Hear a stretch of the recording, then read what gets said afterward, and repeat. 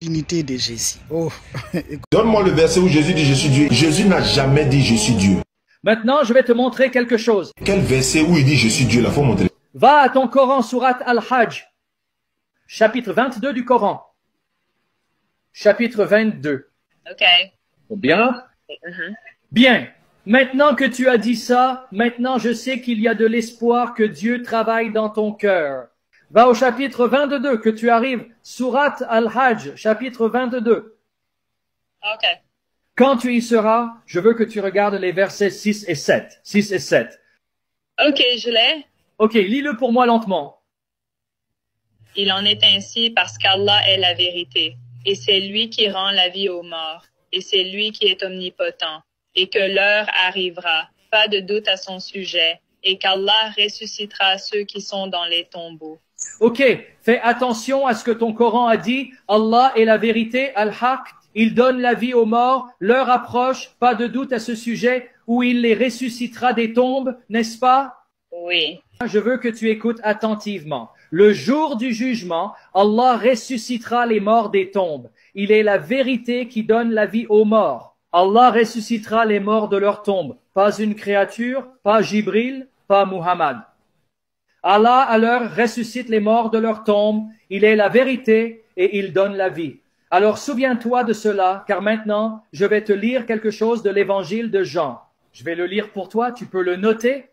Jean 5, verset 21, fais attention car nous allons avec ça. Bien sûr.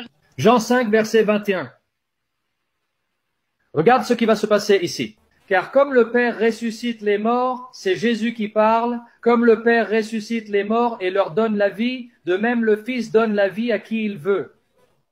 Le Coran dit que Allah donne la vie à qui il veut. Jésus dit que moi, le Fils et le Père, nous donnons la vie à qui nous voulons. C'est le numéro 1. Jean 5, verset 25.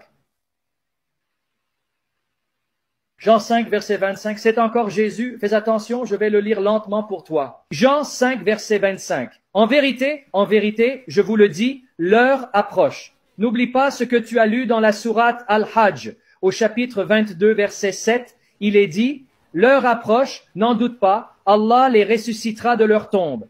Remarque ce que Jésus dit, Jean 5, verset 25.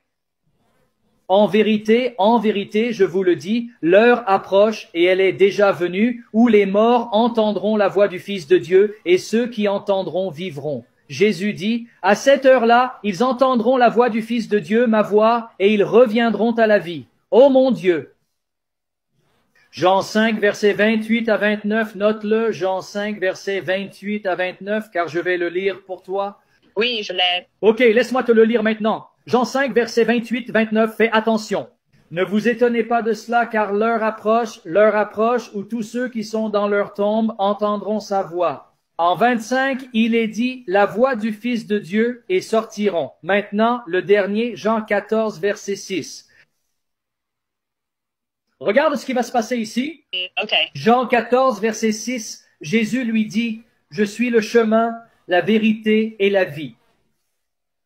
La vérité et la vie, nul ne vient au Père que par moi. Ok, tu viens de lire dans ton Coran qu'Allah est la vérité. Il donne la vie. L'heure vient, Allah les ressuscitera de leur tombe. Jésus ici a dit, je suis le Fils de Dieu qui, comme le Père, donne la vie à qui je veux. Je suis la vérité et la vie et l'heure approche où ceux dans la tombe entendront ma voix, la voix du Fils de Dieu et vivront. Pourquoi Jésus parle-t-il comme s'il était ton Dieu Allah? Pourquoi fait-il ce que le Coran dit que seul Allah peut faire? Waouh! Vous savez, j'ai toujours dit, connaître la divinité de Jésus, c'est une grâce. Connaître la divinité de Jésus, c'est une grâce. Ce n'est pas donné à tout le monde. Et j'ai toujours posé 4 questions aux gens qui en doutent à la divinité de Jésus. La première question, de me donner le nom de Dieu que Jésus priait. De me donner le nom de Dieu que Jésus priait dans la bouche de Jésus. De me donner le nom du Père de Jésus dans la bouche de Jésus. Ne me dites pas le Père de Jésus, son nom c'est éternel. Parce que éternel, ce n'est pas un nom. Ne me dites pas le nom, le Dieu de Jésus, son nom c'est Dieu. Parce que Dieu, ce n'est pas un nom. Chaque dieu dans la Bible a un nom. Le dieu de Philistin, son nom. Le dieu de Philistin, c'est Dagon. Et lorsque vous prenez Exode chapitre 3, quand Dieu appelle Moïse pour aller délivrer les enfants d'Israël en Égypte, Moïse lui a demandé quel est ton nom. Parce que Dieu, ce n'est pas un nom. Dieu, c'est un titre. Père aussi, ce n'est pas un nom. Père, c'est un titre. De me donner les noms de Dieu qui a envoyé Jésus dans la bouche de Jésus. De me donner le nom du Père qui a envoyé Jésus dans la bouche de Jésus. Et est-ce que la parole de Dieu a été créée ou la parole de Dieu est incréée? Si la parole de Dieu a été créée, qui a créé la parole de Dieu? Parce que dans Apocalypse chapitre 19, le verset 13, son nom est la parole de Dieu. Troisième question. Où était le Père qui a envoyé Jésus? Lorsque Jésus était sur la terre, son Père était où? Vous allez me dire son Père était au ciel.